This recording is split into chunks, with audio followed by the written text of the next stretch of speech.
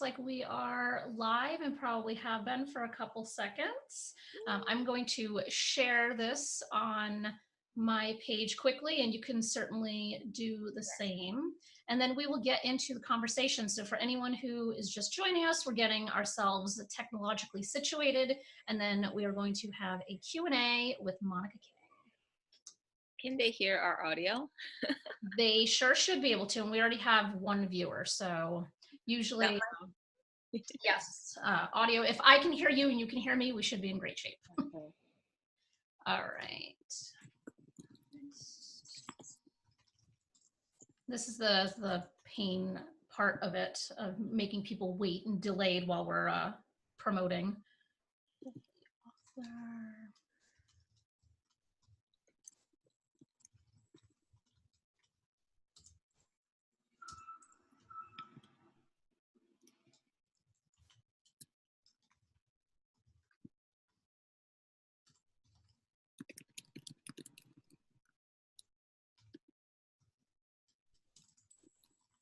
Okay.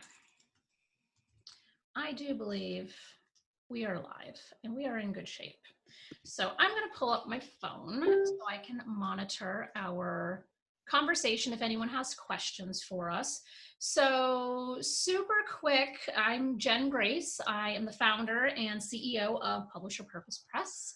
And I am here today with one of our newest releases with Monica Kang, author of Rethink Creativity, which I have visuals because I'm super excited that we have paperback and we have this beautiful hardcover version as well. Yes, yes. So Monica, to start off, tell our audience a little bit about who you are, a little bit about InnovatorsBox, which is your company, and why you decided to write your book. Sure. So, hello, great to meet everyone. Really excited. Thank you, Jen, for helping make this happen, come to life. So excited. I'm going to keep holding this because I'm like, I started a company called InnovatorsBox because I realized that we talk so much about creativity, innovation, and yet many of us feel stuck and expect that that's the norm. So what if more people understood that, how they can be creative and understand how creativity is part of our life and just more than product development? And I realized that that's possible. And there's so many different ways. So our work is focused on how to empower leaders and companies, hence build a creative mindset, regardless of whatever they do. And so we do a lot of workshops, speaking. As an education company, we also have educational games and tools to help it break down and make it easy.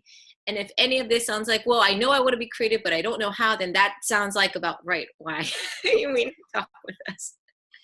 What do you like going along that question? So people saying that like they want to be creative, but they don't know how. Like how does that conversation typically transpire with you? And was that part of kind of the impetus of having the same conversation over and over again, that you decided that you have to actually put it in a book to kind of address that need in the market?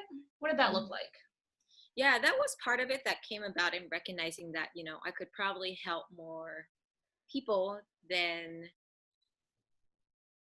if there was something written that could help. And one thing as a reader, I know how empowering it is. Even if I hear something that's really invaluable and experience something, it's another thing to have something written and have a reminder. If people have seen me in real life, they see me taking copious notes, and that's part of the reason why. Jen's not here because she's seen me do that. And that's because in part of our brain, we help remember things better, and there's part of the psychology. And so I knew that, well, I know this is something that people really need, and it's more than just a one-time thing, it's a lifestyle. But how will I help more people access that and have the chance to grow with it? And I realized it has to be something practical, useful, and I really want to make sure there's something that's useful. And I realized I'm referring to all these quotes, but there wasn't really one place that really had all the things that I wanted to keep reminding people. And I realized, then if I don't see it, I should help put it together. And so that's how the vision came about. That's awesome. And so can you just do kind of a sweeping high level about just kind of creativity in the workplace and the either the pros and the cons, I guess, of having a more creative work environment? Absolutely. So creativity in the workplace, I think currently is often seen as something that has a specific goal, and it often associates with a product goal or a budget goal. And the reason why I think that can be a negative thing is often creativity is more than that. And it's often measured in a way that is not really understanding creativity. Yes, creativity is creating new products, creativity is being artsy, but it's so much more than that. And I think that's the notion that has been often underestimated. And then the workplace, on top of that, where people have been used to seeing roles, people playing roles in specific jobs, any form of something that it's different, that they feel like that is off, that's the act of creativity. But then if they're not feeling during the job, it's like, well, that's not what you're supposed to do. And that criticism often then makes it very hard to then take a next attempt to do anything different. So as a result, in the long run, you end up seeing teams or cultures saying that, yes, we're creative, but then you see that misalignment. And the three common behaviors that I often see is, let's say, either an individual or let's say company-wide just generally not promoting creativity at all. They don't believe it. They don't understand it. And having people being shut down and just expecting that that's just what it is. And that's, it's not possible. You know, there's certainly opportunities, but unfortunately many of us are in those situations. But there's also situations at number two where I think, you know, the company promotes, but an individual level, you don't really feel creative, or you see that, well, the creative department is that one where they do traditional marketing, they do design stuff. I'm in accounting. I'm the lawyer in the company. I'm the analytic one. I'm not supposed to be creative. But that's not true at all. You're probably creative in a very different way. And I think it doesn't help when you keep positioning certain job and roles that that's the creative department and you're not the creative one. Mm-hmm. No wonder then your people feel that, well, I'm not the creative one, because you keep reminding them through those signaling. And of course, the third aspect is then, well, what about companies? Are companies that are already highly creative, such as, like, you know, big firms that we all probably can name of, tech firms that, you know, we all know that seem to have a creative culture and do very well. That's great. But they also always still have room for growth, because you still see the opposite extreme. And going back to what's the pros and cons of creativity in the workplace is when you sometimes have an extreme creative push on it, it could be extremely stressful if you don't define it in a helpful way to know that creativity isn't just creating things. It's also needing to rest and pause in between and not be overwhelmed, because you can't really create things if you're always stressed and overwhelmed. But if your push for creativity is focused so much on excellence, it could be an extreme, it could be a negative thing, because then your team members is probably overwhelmed to the point that, well, it's becoming a competition. Like, I don't want to be overwhelmed to create that, you know, I don't want to share this right now because it's not going to be good enough for my colleagues. And then you would gradually see yourself wanting to less share or over competing. And then that's not good either. And so the extreme cases of both is unhealthy, not having it and, you know, only talking about that, but not making it tangible and understandable. So something of a line of making it very clear, an expectation and feedback loop of how you're actually supporting and hence understanding in your own culture is going to be very critical. And I think what is fantastic about your live workshops, talks that you do, all that fun stuff. When we were at your book launch, Nancy from my team and I were there to support you. And the activity that you had people do in terms of breaking into small groups and talking to each other about how they can be creative in their jobs. I happened to be in a group of people that someone was an accountant, someone was an engineer, someone did coding, and I think the other one was a lawyer. Like, it was a very non-traditionally creative crowd. We'll just put it that way.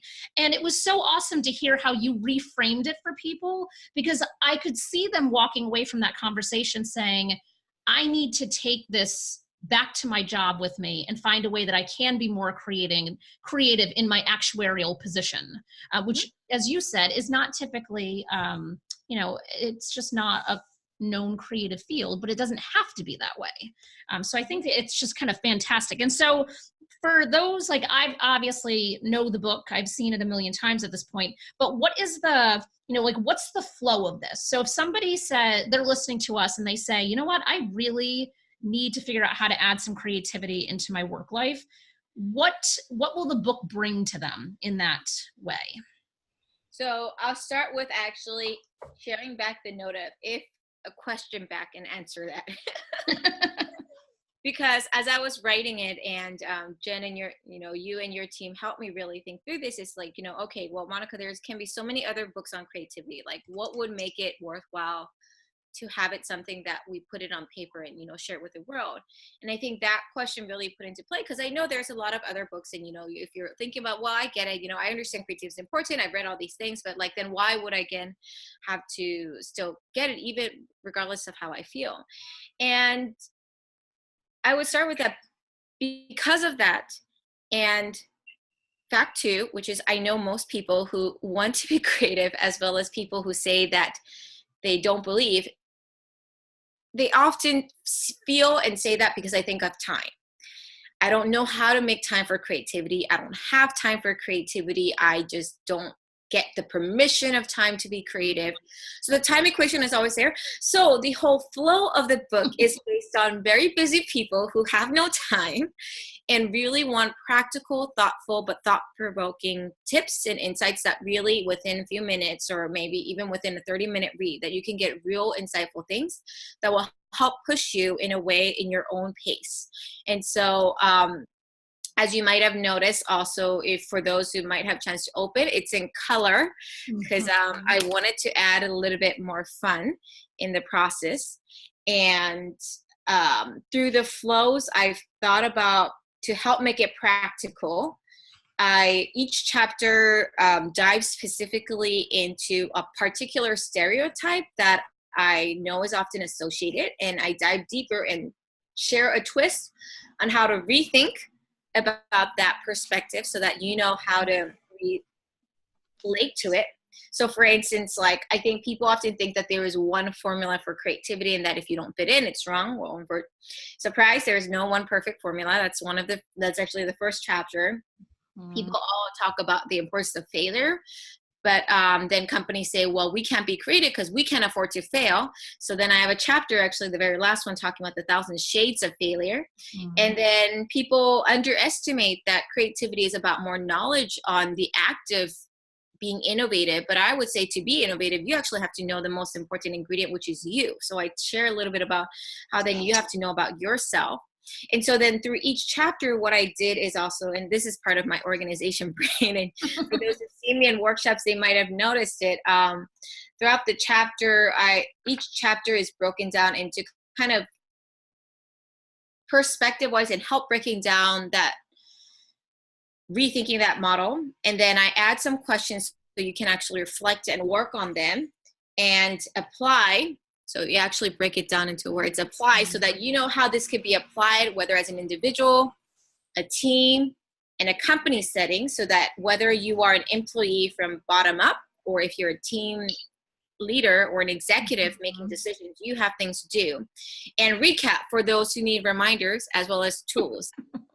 And for those who love it so much, at the end, I'm like, oh my gosh, I need to read more books and figure out how to grow, because I love reading. I have like more book recommendations at the end, as well as some tools and other reminders of exercises. So yeah, I think, did I answer that question? You did. Yeah. And I think what's fantastic, and then I'm going to ask you a question about your own creative process, is I think it's fantastic, and it was probably time consuming and perhaps painful. Yes, pull that page back up. That's exactly the page I was looking for, is that you went through and actually created illustrations that further prove what your point is in a super creative way. And this isn't just you drawing in Photoshop. Like, can you describe how exactly this came to be, and why this way? So a couple reasons why. First, I wanted to walk my own talk. It would not be fair for me to not walk my own talk. I had a very specific visual of what I wanted in the book. And it was funny because actually, even though I say I want to walk my talk, the initial few iterations, what the goal was to actually have a graphic designer help me out doing some of the graphics. But then with time sensitivity, and then as I was walking through, I find myself, well, I'm trying to do this specifically. And then it got to, I was like, well, why don't you just like do some basic sketches? And I realized, well, why don't I actually just do it? Because I already know what I want. Mm-hmm. And the whole book is about, it's, as for those who might have already gotten a chance to read, it's something very personal. I tell a lot about my personal stories.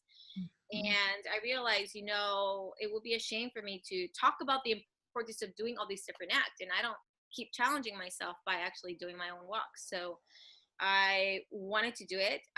There were a lot of that artwork did not make it to the final book. So I made sure I created enough so that we can pick and choose. But I hope that, it's, my mom actually kept commenting that, I don't know if people can understand what this image is, because it was confusing for me.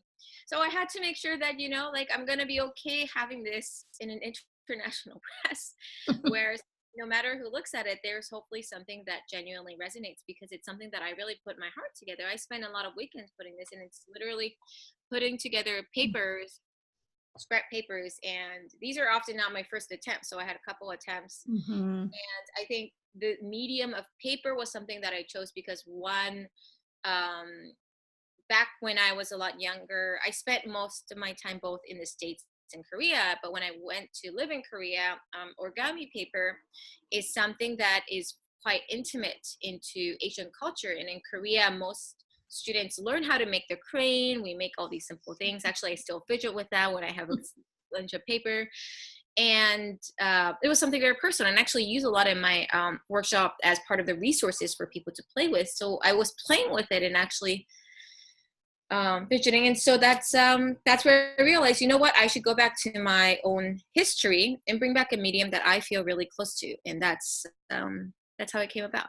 I love that. I love that there is a very intentional and specific reason for why you chose what you chose. And I think that there's a lot to be said about what goes into a book.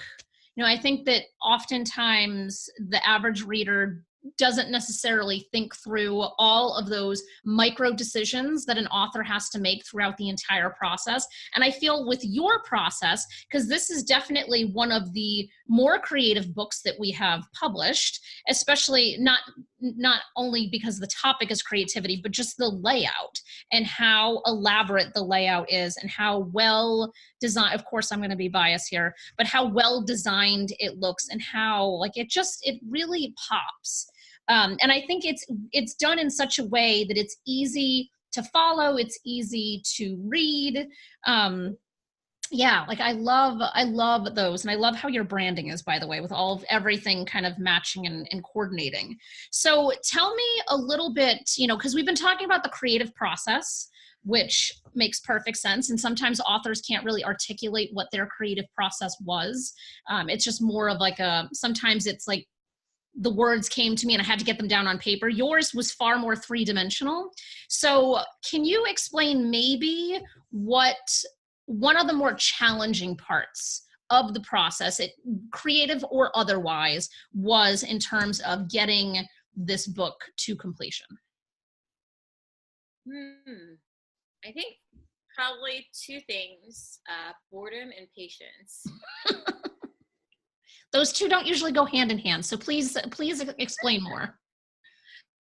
So I'm quite impatient, and I like to first say it's part of the two cultures I was raised, both American capitalism and Korean culture. Korean culture, there's a phrase that when you speak Korean, that you'll notice that most people use in every single sentence, which is the word fast, 빨리.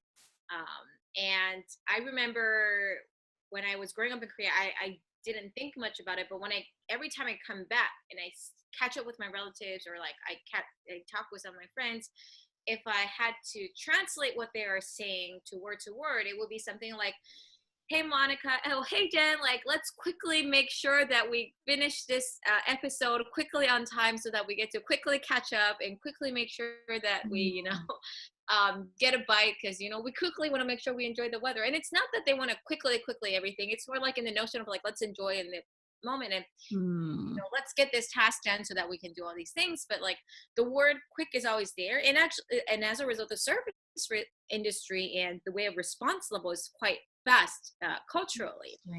So that fastness can be both a good thing and bad thing. And the bad thing I would say is hence being impatient. And I'm very aware of that because like when I get stumbled into things, and, as one thing I'm very humbled is knowing that before writing a book, I think, I always thought it was just magically appears. Now I know like all the hard work and sweat that goes behind it.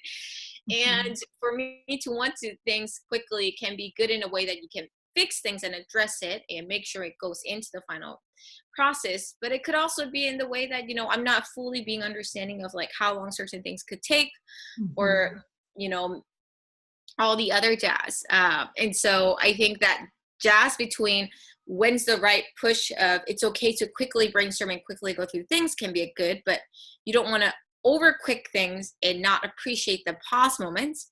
And that's where the second part of the boredom, I think, comes to play. That's also the challenge of one, boredom can be good in that that's when your mind is pausing and really lingering and integrating all these different things, which is important because that's how you marinate your thoughts and really explore all the things. But boredom drives me crazy. I don't really enjoy being bored. And there's a particular cycle of bored, like the first maybe 50-60%. I've gotten better. I used to go crazy after 10%. If there's a 100% dial of boredom, like I used to get crazy after 10%. Now I've gotten wiser, so I feel like I can manage until like 60-70%, but still the 70 to like 100% of boredom degrees, like it drives me crazy. And then like that's when I'm like, I need to figure out if I can just sleep, take a walk, do something that's like, active, so that way then I don't drive myself crazy, whether that is like figuring out like how much longer would I have to click to figure out how to edit this, like how many times do I have to like wait for someone to help me finish this so that I do my task. And so when you ask that question, those are the two words that come about, because it's both also equally important in the process of actually creating and being creative. But I go through my own challenges as well. And I think it makes me humble to recognize that I know everyone is going through different challenges and it's not as cookie cutter. So for someone who might be watching this and they're inspired and they're like, you know what, I need to get my book written. Knowing, because I can completely relate to the impatience and the boredom. Like I'm probably not even on your dial of 0 to 70. I'm probably at like a 45% on the boredom scale before I start to lose my shit. Like it's just what happens. So that there's a lot that goes into the book, and there are those peaks and valleys of like intense amount of stuff going on, and then it's like, now I just have to sit and wait. So what advice might you give somebody having just gone through it to someone else who might be fearful of those ebbs and flows in the process?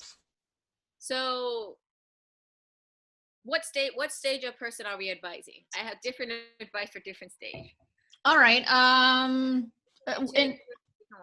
like a first time author, like complete they already new. Have the manuscripts, they already working. Yeah. Okay. Yeah.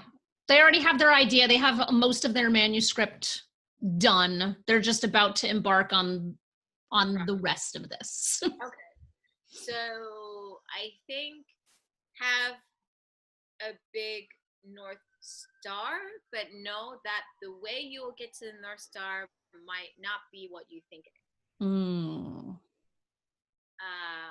It's okay, I think, to have very big dreams, because that's what's gonna keep you motivated and push you to keep moving. Where is the direction you want to head? But I think we don't know what we don't know, and what worked for me is probably not going to work for another person. What worked for another person is not going to work for me.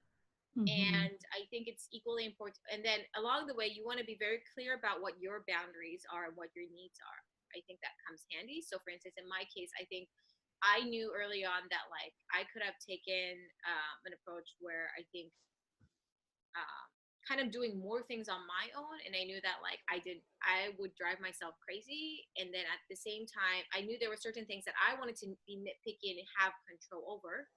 and be able to learn more and have the comfortable aspect of knowing that I can ask questions or research. So making that clear from the beginning of whoever you're working with, or, when you work with your PP, and understanding that, you make that boundaries clear, and that yourself, whoever the team members you work with, and communicating back to them what are things that you need to know from them. And that way you've had that communication boundary, because at times everyone's going to be busy. You might unexpectedly busy, and the process of whatever that journey is going to be, it's always going to be different. And even for me, I think I had moments when I realized to the point that, the editing was still going on. And I'm like, oh my gosh, like, I don't know how much more editing's going to take. And I'm now so grateful that we took so much effort in the editing. That's something that I always emphasize to folks when people advise, when they haven't even written a book, because I've been having a lot of others who want to get to that stage. And the advice that I share is like, well, first write the script, book, whatever manuscript that you have in mind, but know that that's never going to be the final version, and that's okay. And I'm so grateful it's not, because it took me quite a journey. And then I think to be patient, sometimes it's okay to not know much. I like to know a lot of things, but I'm also grateful I didn't know a lot of things, because I think there's a part of that freak out mode of like, oh my gosh, I don't know if I can handle all of it. So that's where I feel, again, to that first statement of like, know what your North Star is. And maybe that North Star also is more in the pipeline as well. Like, know the outline of what that bigger journey is. So that way, then you can maybe plan out your energy and time. Both writing the book, and I think in the process of publishing and like marketing and getting it all out, is an energy and your time consumption as well. Because coming it from you is going to be the most effective and empowering. And if you're tired and you get demotivated, then I'm sorry, it's gonna not as anywhere as empowering as well, because it's in your words, in your work, in your vision, which is really exciting. So those would be a few pointers that I would recommend. These are like nuggets of gold, by the way. I think these are fantastic because it's very tactical and down to earth. And I think it's what people need to hear. And it's good to hear it from you as the author, not me as the publisher, because these are things that I am routinely saying in conversations. But, until you've been there, it's a much harder, it's a harder thing, I think, to wrap your head around conceptually.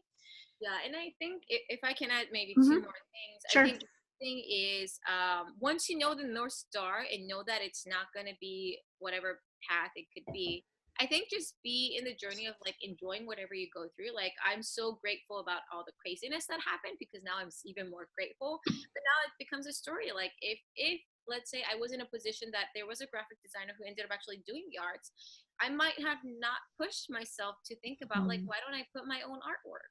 Or if we didn't went to a situation where, we got having to think about going through all that editing process, then I would have not like put last minute thoughts of like incorporating deeper perspectives. And because of our editing process was still going on, I was like, you know what, I just had an incident this weekend about this event and this conversation.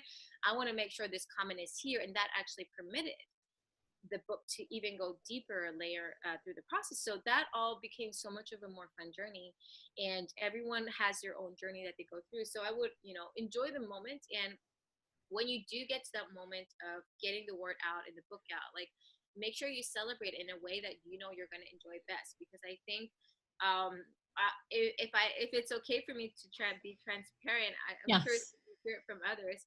I think it was so interesting that like I felt like I did all my way to celebrate, and then I remember like that first weekend, which was actually 2 weekends ago, I felt like, wait, it feels like an anticlimax. I feel like something else needs to happen, but it's not happening fast enough. So that's where my impatient mode was. I was going up again. And I remember feeling like, okay, I know this is where I need to be patient. I need to like get active and like figure out like what I need to do to keep myself busy, knowing myself. But that was another moment of reminder of like, wow, like I know this is just one book I did, and it's just one thing I did. There's so many other books out in the world. Like, how many other like anticlimax or like moments like that of many people who have gone through in their own different ways. And maybe that anticlimax for another person was when they saw that, they couldn't do a book event together. Maybe for another person, it's that, that person that they wanted to invite didn't show up. Maybe it's that they didn't get that congratulation from that one or group of people that they've been wanting to. And so that I realized that anticlimax, whatever moment, could be different for every person. And it's based on whatever it is. And then I started seeing everything else with a more calm eye, what happening for the next few weeks. And I realized, wow, these are all the other climax that is constantly happening. I need to make sure I'm celebrating all these wonderful wins, because there's all these people around me who's really excited. And I need to not forget that this is all the real wins and people that's just really excited that this is out. And so I was walking my own talk again and experiencing what I needed, but just want to remind those two things that for every person, it's always going to be different. And I hope that you find your wins and celebrate it, because it's an amazing milestone. I think that's such good information, because I was going to bring us down this path anyway, because I do think that, like, we had authors Teresa and Anna who wrote Awaken Love on the show last week, and we were talking about the author blues of, like, once it's published, like, they both were very transparent in, like, the dip, like the ravine that they fell in as a result of, like the expectations, like you're thinking that, like, the heavens are going to open and, like, everyone out of everywhere is going to come and be like, oh my God, you're so amazing, Monica, like, you're the best ever. And then they come in and, like, drips and drabs and you're impacting people, but it's never, I think, the way that people are thinking it's going to happen. But I know that I witnessed firsthand you having fanboys, I guess would be the phrase, at your New York City launch event, where there was a handful of men that I was talking to that were like, they were just, like, loving everything that you do. They were going on about how great your newsletter is and how they've been on your newsletter for years. And, like, so just think about the impact that you're making in that one-to-one level, that the people in that room or the people who pick up this book, they may not be able to have access to a workshop that you're doing at a corporation, or access to you doing an in-person event based on geography, but they can pick up your book, which is not expensive, and they can have that same level of impact, which I think is so the best part of having a published book. And deeper in a different way, because I found that, and I've been reminding people and of, whenever they post anything or share anything, if they can use the hashtag Rethink Creativity, because then it helps other people to find one another. Because in itself, it becomes a whole community. Like, I think one thing that I was so happy to hear is, like, even in Korea, because most Koreans still prefer written materials in Korean, since we don't have the book translated yet, and we're hoping that we can look into that, and we're having conversations. But in the meantime, they were talking about, well, why don't we make this an opportunity to do, like, an English book club? And that's been really exciting, because that became like an organic conversation. And I'll have to follow up to check in what the latest status is. But, like, even having that opportunity to make that conversation happen in the first place, I'm so grateful that this became an excuse to then permit people to get together and have a conversation on their personal journeys, professional journeys, because that's how you start really making it accountable. Like, having more people around you who's going to hold that space is going to be critical. And what was really empowering to know that was, because it's a book, it could really trans across different communities. And so I've pushed myself to intentionally reach out to a lot of my friends, international, new friends, and letting them know about it so that they know they can share it within their communities. And since English is at least a medium that most communities can speak and learn, it's something that is useful and can be done, whether that's in new students, at work. My friend joked about, like, I think, every company should have at least multiple copies in their office to know that, like, they can empower their teams, and then for new leaders as well. But whatever the situation, and that phrase can always be changed. And I think that was so empowering to know that this could really help a lot of people. And I'm grateful that I really pushed my focus on, like, the goals. There was many goals for the book, but the number one goal was really truly just writing a very, very good book that is actually practical. Everything else, like, of course, I would, like, want to figure out how to, like, my business, and I think all those personal goals I want to have being a book out, but I wanted to really be intentional about having that first goal of writing a really good book. And so I hope that honesty and kind of intention helps translate through the words, and I really make sure that it's easily understandable. even if maybe English is not your first language. And so I think that part is also exciting to know that there's going to be something that they can make use and go through their own journey.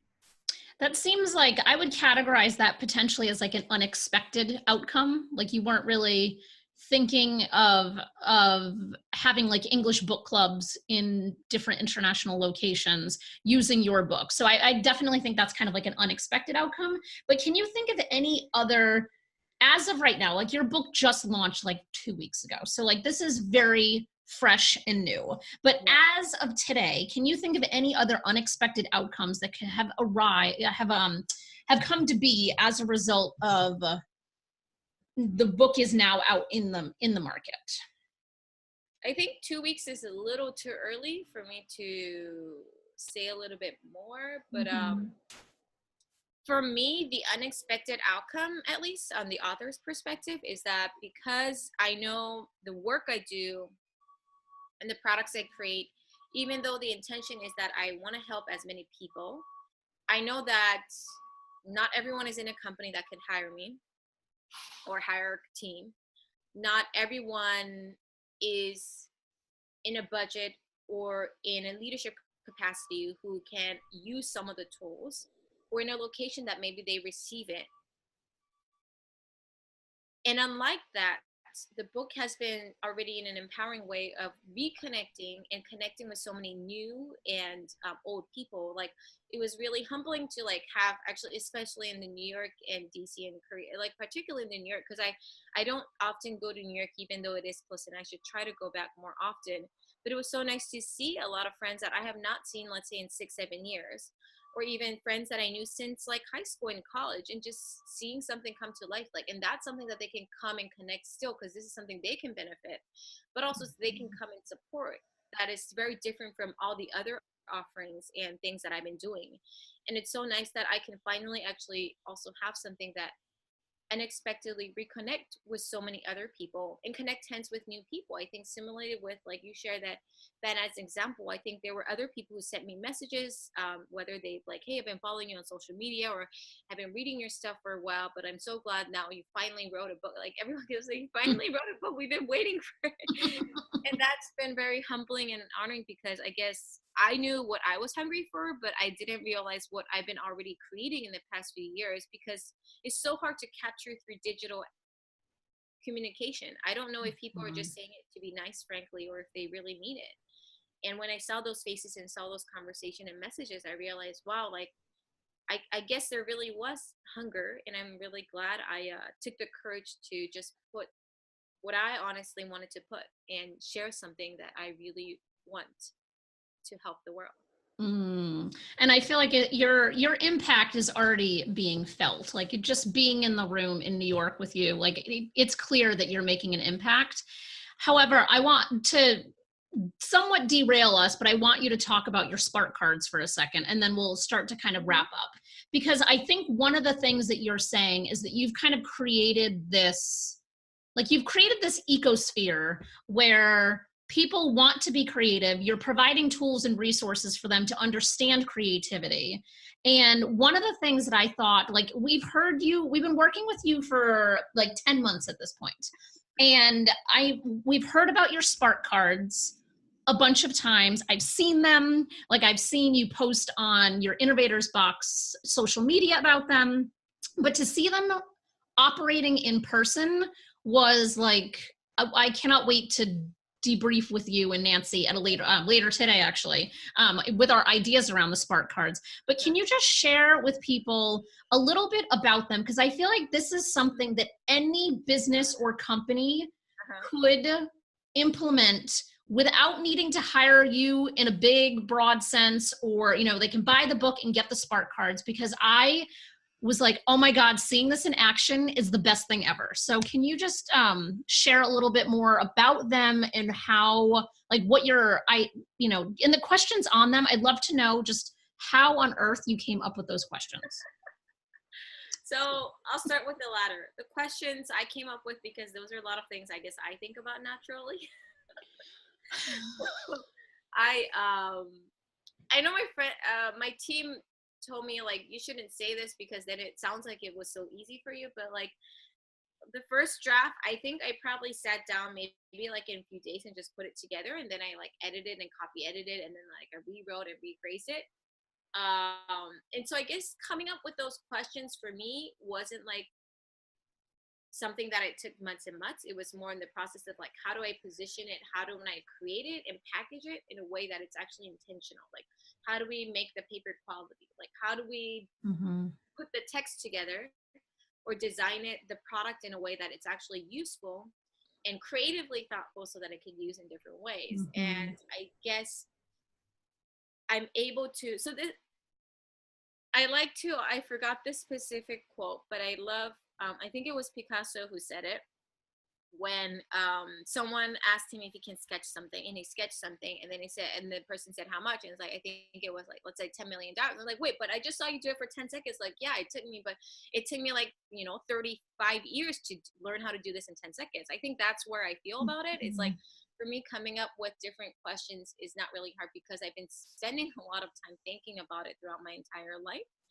and in different scenarios. And what I wanted to share through the Spark cards, through the question card game, is knowing that how even one question can immediately take you out of place in a deeper mind. Can you give an example of one of the questions? I should have actually brought a set. I need to move out. I need to go over there, but trying to see if I have it. So like one of them in our group was like something about earth in a cup, or like, yes, that's one of my favorite. If you had to pour, okay, so that's what helps me because I create the question. So if you give me a reminder, then I remember it. If you poured earth in a cup, what would it look like? It was something like that. And it's like we were all looking at each other like, how on earth are we going to answer this question? Like, so I think it does what your intention is, which it sparks that creative conversation and have to think much deeper as to how you would, because these are questions that you don't get asked every day. So I think that in and of itself just creates so much of a creative process. Yeah. And to go back now to your first question, which is the second part of the question of why, how this came about, was recognizing that I have always loved deep conversations. So for those who've known me for especially also a long time, but also have met me in person and have conversation, you'll know that I don't like to stop at how are you doing? What's the weather like? I like want to quickly then go to the next conversation. Okay, so like, let's say, why do you choose your career?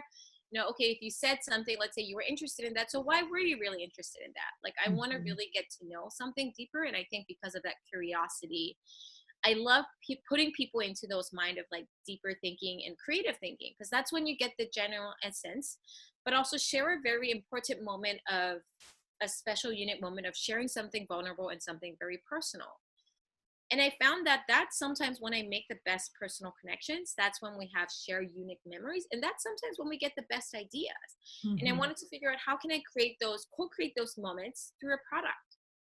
And so, because people think creativity is hard. And so the vision was that how do I help people quantify creativity in a new way and help them understand it's very tangible and unique, something you can co-create in your own experience. And that's where the Spark is hence focused on communication and collaboration. So by asking different questions like that, asking questions like, how will you use this brick in different ways? How would you, I'm trying to remember what were some, if you could meet your fictional character, one of your favorite fictional character today, where would you go? I think I'm probably making up some in the spot. That'll be for your next iteration. For my next series. And the more random it feels, the better it is, because it's really pushing us out of our traditional thinking zone, which means we're pushing ourselves out of our de facto reactive thinking. And we're putting people into reflective and thoughtful.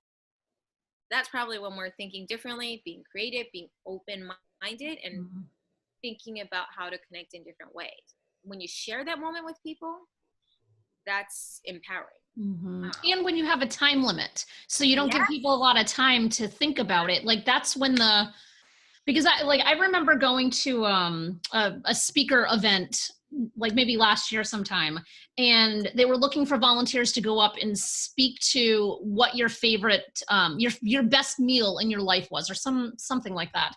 And because I had like milliseconds to think about it, I could immediately think of one. But if I had a week to think about it, I wouldn't have been able to come up with something. Yep. It would have been like struggling. So I think that there's so much power in that like spontaneous, like you have to come up with this on the spot. And I was talking to Nancy about, and she's watching, by the way. I was saying to her, I'm like, I really think I'd like to introduce the Spark cards as part of our team meetings, because it seems like such a great way to just even start off a team meeting. So, Absolutely. So for people who want more of you, whether that's you to do a workshop, you to come speak, which I have now, I feel like it was so awesome seeing you speak in person, because I already had a visual of what it was, but you're really, really good. Or they want to buy the Spark cards, or they want to buy your book. Like, what is the easiest way for people to get all things Monica? So easiest is reaching out to us via our website. There's a contact page. So just there you can put a little note, whether that's speaking or books or whatever that is. If you want something, one of each, let's say you're only thinking about the products, you can actually go directly to our shop page and buy the products, whatever amount you need. If you're looking for a large volume, you can also write it in the contact page.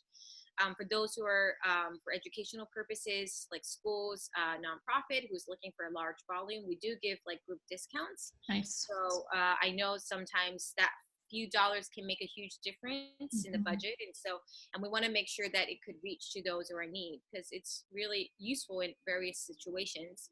We've seen actually as as executives using it, as well as students using it across different pipelines. And in fact, I think our new products coming out in few weeks, Infinity, problem solving and decision making would be a big hit in support as well. So just a hint of a new product coming out.